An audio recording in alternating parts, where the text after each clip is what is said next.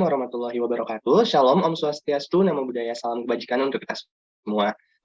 Perkenalkan, kami dari kelompok 14, Hukum Tata Negara, yang akan mempresentasikan materi PPT Presidensialisme, sekadar sistem atau kebutuhan demokrasi. Boleh di next?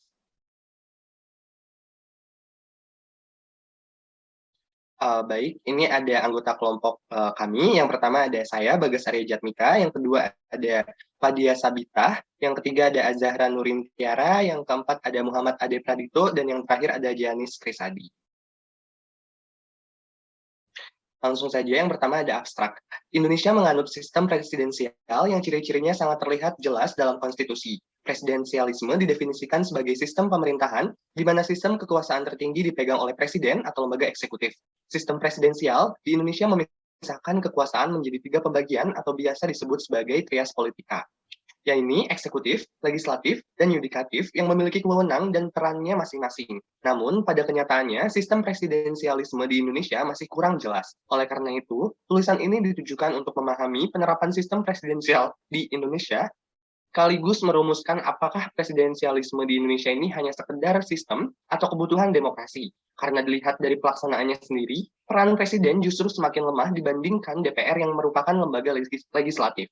Pembagian 3 kekuasaan juga tidak mutlak seperti trias politika, melainkan justru terbagi menjadi 4 pemisahan kekuasaan. Latar belakang, Indonesia merupakan negara dengan sistem pemerintahan presidensial. Hal ini ditegaskan secara jelas oleh konstitusi karena memuat salah satu ciri, yaitu presiden berfungsi sebagai kepala negara sekaligus kepala pemerintah. Bintan R. Saragi berpendapat mengenai pengertian sistem pemerintahan presidensial, yaitu sistem pemerintahan sebagai keseluruhan dari suatu tatanan yang teratur dari lembaga-lembaga negara yang berkaitan satu sama lain, baik langsung maupun tak langsung menurut rencana untuk mencapai tujuan negara. Boleh di next. Meskipun kebanyakan sistem yang dijalankan di Indonesia berdasarkan pada sistem presidensial, seperti misalnya pemilihan umum, akan tetapi melihat kondisi politik Indonesia saat ini, timbul pertanyaan tentang apa sebenarnya sistem pemerintah yang dianut Indonesia, mengingat terdapat pola parlementer yang timbul seperti sistem multipartai. Berdasarkan latar belakang tersebut, kami mendapatkan beberapa rumusan masalah sebagai berikut. Yang pertama, bagaimana konsep ideal sistem pemerintahan presidensial. Yang kedua, bagaimana implementasi dan penerapan sistem pemerintahan presidensial di Indonesia. Dan yang ketiga, apakah presidensialisme di Indonesia sekadar sistem atau kebutuhan demokrasi. Baik, sebelum menelaah lebih jauh, kita harus tahu dulu konsep dari sistem pemerintahan presidensial. Dalam pasal 4 ayat 1 Undang-Undang Dasar 1945, disebutkan bahwa Indonesia menganut sistem pemerintahan presidensial, karena sistem pemerintahan ini selaras dengan sistem demokrasi Pancasila yang ada di Indonesia. Boleh di next. Adapun ciri-ciri sistem pemerintahan presidensial, yang pertama, jabatan kepala negara dan kepala pemerintahan dipegang sekaligus oleh presiden. Yang kedua, adanya pembagian kekuasaan antara presiden dan lembaga legislatif. Yang ketiga, badan legislatif tidak memiliki kewenangan untuk menjatuhkan presiden tanpa adanya dakwaan. Yang keempat, badan legislatif tidak dapat dibubarkan oleh presiden untuk meminta adanya pemilu baru. Yang kelima, adanya masa jabatan yang pasti untuk presiden dan lembaga legislatif. Adapun kelebihan dan kekurangan presidensialisme, yang pertama, untuk kelebihannya, jaminan terhadap kejelasan durasi masa jabatan presiden. Yang kedua, pemilihan presiden secara langsung oleh rakyat. Yang ketiga, terdapat pemisahan kekuasaan atau trias politika. Untuk kekurangannya sendiri, yang pertama, kemungkinan konflik parlemen dan presiden. Yang kedua, terhambatnya proses politik oleh karena durasi jabatan presiden yang tetap. Yang ketiga, sulitnya negosiasi konsolidasi antara presiden dan oposisi. Untuk kewenangan presidennya sendiri, yang pertama, ada presiden harus menjalankan pemerintahannya berdasarkan Undang-Undang Dasar atau berdasarkan pada konstitusi serta peraturan undang-undang yang berlaku. Yang kedua, presiden diberikan kewenangan untuk mengatur kepentingan umum.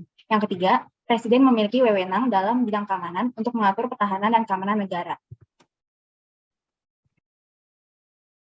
Baik, selanjutnya yaitu mengenai ciri sistem presidensial. Ciri yang pertama yaitu jabatan kepala negara dan kepala pemerintahan dipegang sekaligus oleh presiden. Ciri yang kedua, presiden dipilih oleh Dewan Pemilih.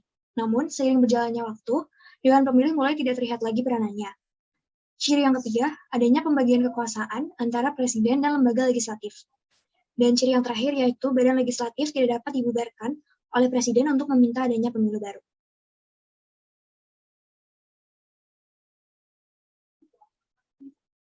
Selanjutnya mengenai penerapan sistem presidensial di Indonesia.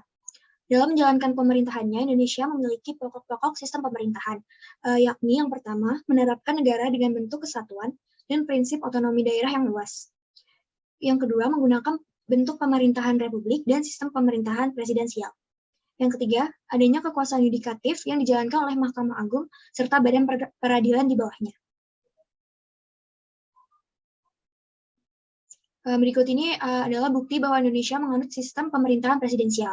Hal ini tertulis secara tersirat pada pasal 7C Undang-Undang Dasar 1945 yang menyatakan bahwa DPR tidak dapat diberhentikan atau dibubarkan oleh Presiden. Menurut sejarah, kemunculan pasal ini dilandasi oleh dekrit pembubaran DPR yang dikeluarkan oleh Presiden Abdurrahman Wahid atau biasa disapa Gus Dur. Selanjutnya, dilihat dari sisi konsep pada pasal tersebut, sudah memenuhi syarat penting dalam demokrasi presidensial, yaitu adanya pemisahan kekuasaan. Akibat dari adanya pasal ini sendiri, yaitu Presiden dan DPR tidak memiliki kewenangan untuk membubarkan atau memberhentikan satu sama lain.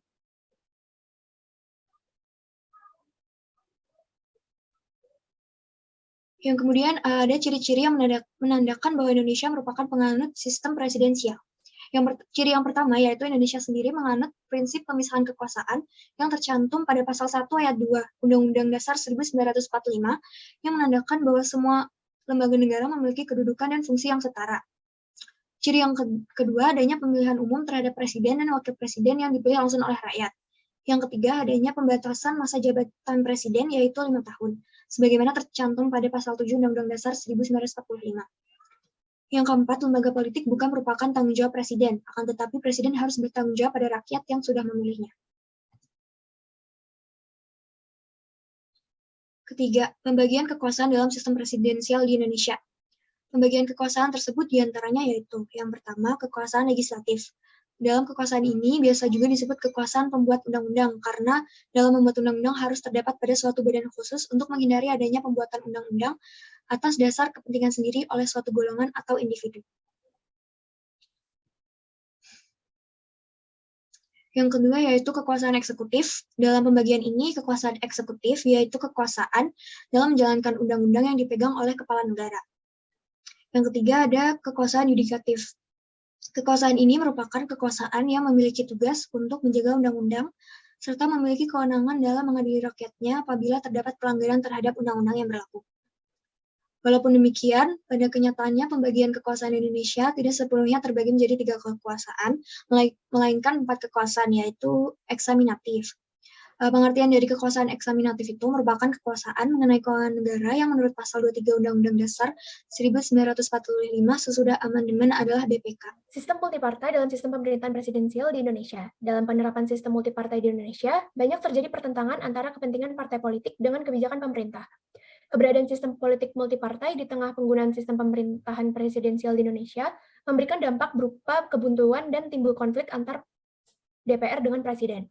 Hal itulah yang mendasari alasan bahwa sistem multipartai di Indonesia merupakan kelemahan dalam sistem presidensial yang diterapkan di Indonesia.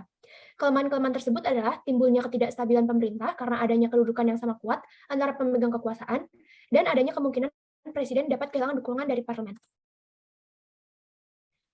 Selanjutnya, pemilihan presiden yang dipilih langsung oleh rakyat dapat menimbulkan kebuntuan dan perseteruan antara DPR dengan presiden beserta kabinetnya, apabila mayoritas suara parlemen tidak mendukung presiden tersebut dalam pelaksanaan pemerintahannya.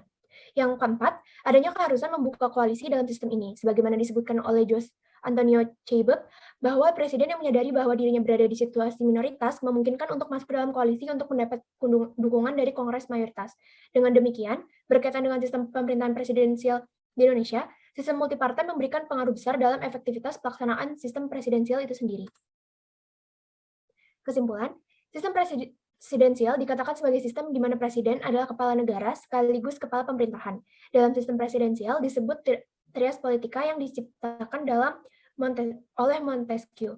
Pemahaman ini menunjukkan bahwa kekuasaan dalam sistem presidensial dibagi menjadi kekuasaan eksekutif, legislatif, dan yudikatif. Ketiga kekuasaan tersebut harus merupakan kekuasaan yang terpisah dan tidak dapat dikendalikan dengan satu tangan untuk menghindari penyalahgunaan kekuasaan. Sistem presidensial dapat dikatakan masih relevan untuk diberlakukan di Indonesia, karena masih mendukung peran serta partisipasi masyarakat untuk mewujudkan negara Indonesia sebagai negara demokrasi. Namun, masih ada beberapa hal yang harus diperbaiki agar kedepannya sistem presidensial ini akan terus relevan. Kurang lebihnya mohon maaf. Wassalamualaikum warahmatullahi wabarakatuh.